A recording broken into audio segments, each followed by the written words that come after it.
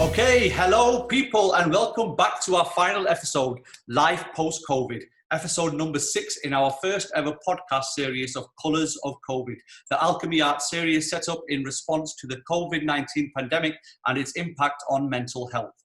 Today, I am so pleased to be joined by Dr. Samia Latif, a consultant in Communicable Disease Control and at Public Health England, but more importantly, a dear friend. Samia, thank you so much for joining us today. I know you have such a hectic schedule at the moment, but I really appreciate you giving your time to us. You're very welcome, Adil. And yes, I think that was an understatement about the busy schedule since COVID arrived on our shores. Yeah. But, yeah, it is what it is. So in today's episode, we're going to be delving deeper into how a country deals with COVID-19. There's been an unprecedented amount of change over the last few months of the way of how life has altered in many ways for so many people, and they haven't ever experienced something like this before.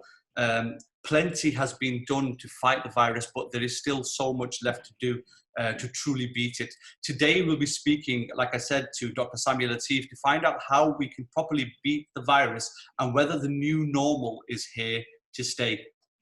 So, first of all, let's start off with a question. Samia, tell me a little bit about your role at Public Health England during the COVID-19 outbreak. Okay, so before I start, I will have to make a disclaimer here, Adil. All the opinions and views expressed are purely my own and not those of Public Health England, where my employing organisation. So just needed to get that out of the way. Right. Fantastic. Okay. Yeah. And so when we received notifications of COVID-19 back end of last year, December, when China had discovered it.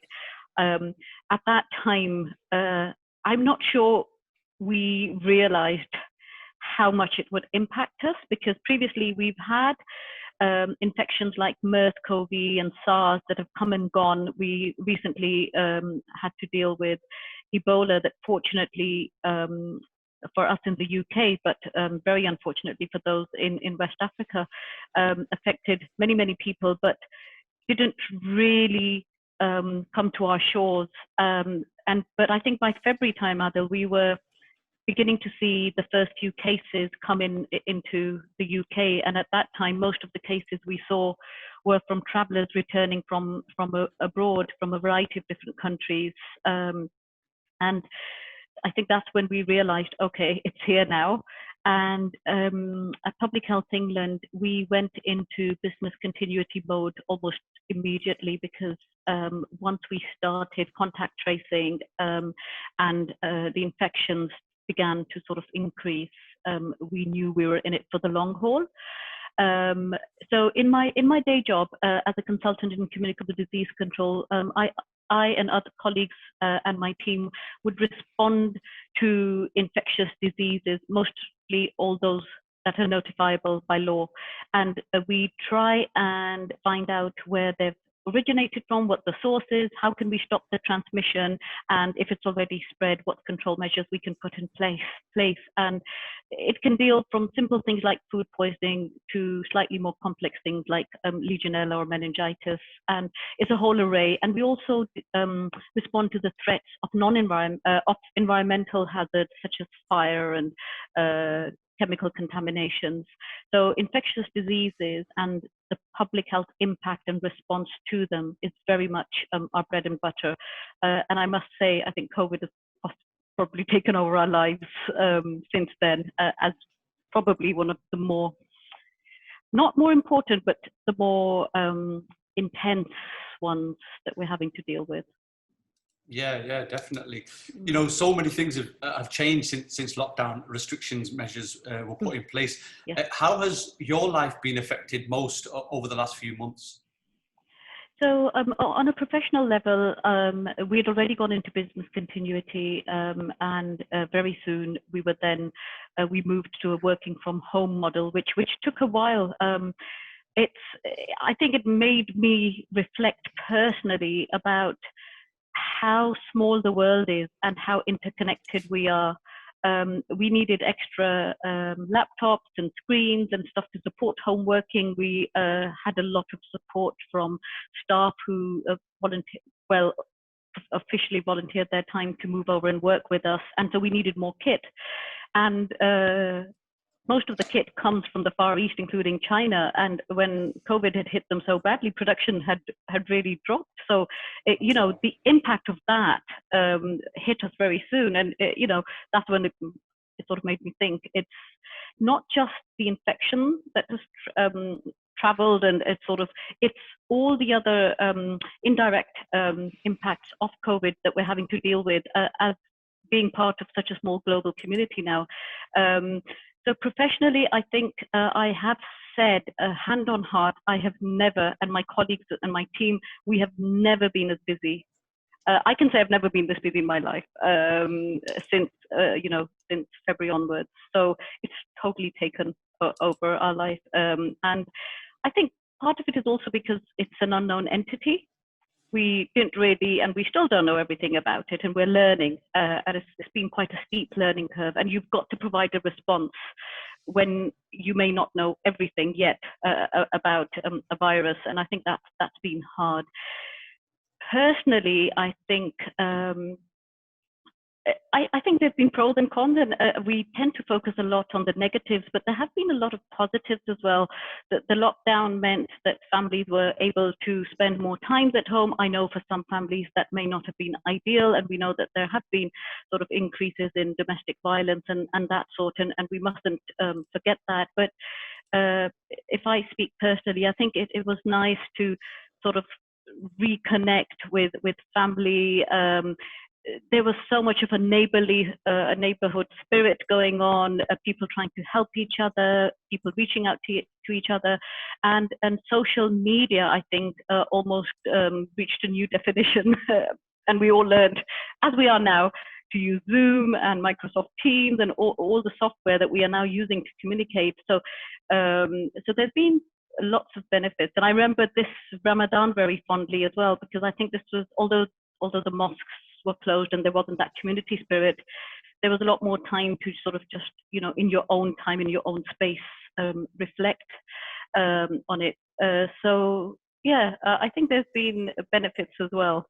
Yeah, definitely. I can kind of agree with that. Ramadan was, it's always a time for the men, especially, in the house. We go to the mosque, and it's such a great time to bond and spend time with friends and things like that.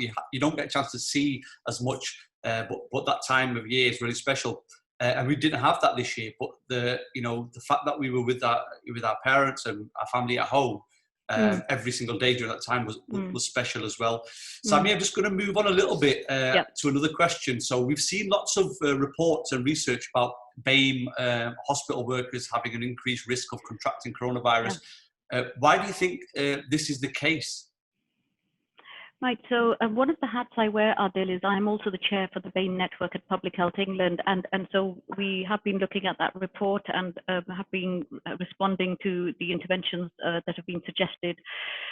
I don't think we know the complete answer. It seems to be multifactorial. There's lots of different reasons why that could have happened, including maybe genetic vulnerability or susceptibility. Also, a high volume of frontline workers, not just doctors, but the support staff in hospitals and at the acute end of things being of BAME origin. And there have been surveys done, and there seems to be some sort of cultural connotations as well, where BAME staff may find it hard to articulate their fears or concerns, whether or not language barriers were in place or discrimination was an issue. I think only time will tell, because a lot of work is being done in it, but it was one of the things I think that was picked up quite early on, and as a result, most organizations have put in steps in place to protect their BAME employees. Yeah, I mean, the reason why I think it's important is because one of our mutual friends, Zulfikar Khan, went through this process. We were with him over the weekend when we were, as you know, playing that cricket tournament. And one of the things that came up, and we actually interviewed him in one of our episodes as well. So that's going to be a really powerful one. And the reason why I asked the BAME question is because there's a lot of conspiracy theories and myths that are going around in the BAME community saying, "Oh, it doesn't exist. It's not real," and things like that. And it's really important that we kind of not try to convince people, but just say that, humanize this condition, to say that it has affected people that we know. These are real people who have died from this condition. So it's really important to get that message out, I think. No, definitely, Adil. And I think with the colleague that you've mentioned, he was very seriously ill, and his story will be a very powerful one. Only this morning at a meeting I was attending, some local authority colleagues mentioned how there was still this perception in certain parts of the region about this being a fake disease. It doesn't exist. And there are that many conspiracy theories, as I'm sure you're aware of, on corona. It's really hard to sift through from what's false, from fiction. Yeah, no, absolutely. So there's a lot of confusion about how quickly lockdown restrictions should be eased, or whether the new normal is here to stay. I guess it's a very difficult decision to weigh up when is the right time to reopen many public places, or whether there's even a right time. What measures put in place do you believe have been most effective over the last few months? So you're right. It has been such a moving feast, hasn't it? And so predictions, I think we can make some educated guesses, but it has been pretty unpredictable. So I think the three key messages that have evolved over time, and that to this day are as effective as they were on day one, although one of them was implemented a bit later. One is around hand washing, regular hand washing, and nothing beats good hand washing for 20 seconds with warm water and soap. It's much better than a sanitizer, but a sanitizer is to be used in places where you don't have access to running water and soap. So that has its benefits too. So I think hand washing, and I think the distancing. Now, I have from day one, and I've voiced this in a few other interviews, I've not been very keen on the word social distancing. I really feel it should have been physical distancing, because you can still be socially connected, to your family and friends, but the distancing, so 2 meters apart, has been very effective, and still, to this time, we are following that. And then the intervention that was added later, which was about face coverings. So I think these three probably are. I think these three are the key. They're the cornerstones of tackling this, along with, I think, good education. Educating the people in a culturally sensitive way. Yeah, I think that's one of the challenges, really. We're currently working with Public Health England in Salford, as you know, Samia, and it's, we're doing some of the social media assets we're creating for them, and the language is so important, and how we get across them. When it's constantly changing, we suddenly make something, and suddenly, comes down from government saying we have to change that and do it again. So it is really frustrating. Moving forward, Samia, which preventative measure do you believe are most likely to stay? Are masks and socially distant outdoors events something that we'll need to get used to? Yeah, it's a hard one, Adil. But if you look at the Spanish flu in World War I, at that time people did wear masks for I think at least over a couple of years or more. So. Wow. It was the norm. It just sort of became the norm at time. You can see old footage and pictures of weddings and everything where people are wearing face masks and face coverings. And it's very new for us now, but I think there will be something. The physical distancing, the hand washing will continue, the face coverings. We are seeing a different age group being affected now. Over the summer months, we've seen a more younger age group being affected, but in a milder way.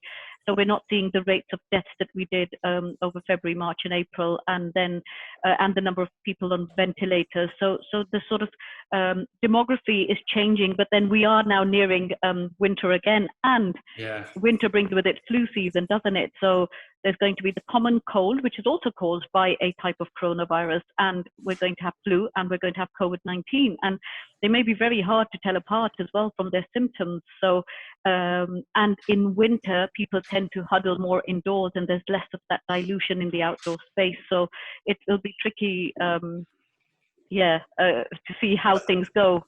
And that's what I mean. What I was not worried about, but one of the kind of concerns as just a layman in society really is that how is the decision about schools, that kids can go back to school being continued, because it's, if this is happening now and the young people are more susceptible to it, why open the schools again? So when I said young people, I should have clarified. I'm talking about those who are like 20 plus, 20 to 40-year-olds mostly. That's what we've seen in our region and across the country. So the evidence thus far shows that it's less than 1% of those under the age of 19 who've been affected, and those two may have had other health conditions that made them more vulnerable to being infected. And we also I know that there's a lot of concern now with flu. We know that children can be carriers and can spread it everywhere, that they're actually spreaders. We haven't seen evidence of that with coronavirus.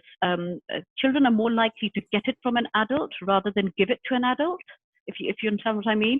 So they'll get it from a close family member or a much elder sibling or relative, rather than give it to adults or give it to each other. So I think the decision to open schools was a sort of evidence-based decision, and you've got to weigh the pros and cons as well. Our children have lost so much education, and I know blended learning is now becoming, flavor of the month, but virtual teaching definitely doesn't have the sort of impact that classroom teaching does. You're not interacting with other children, other people, in real life, and I think the motivation and the learning is definitely affected. And we've seen it. We've had, for the first time for as long as I know, predicted grades were given out for GCSEs and A levels. So it's a tough call, but we had to try and achieve some degree of normality in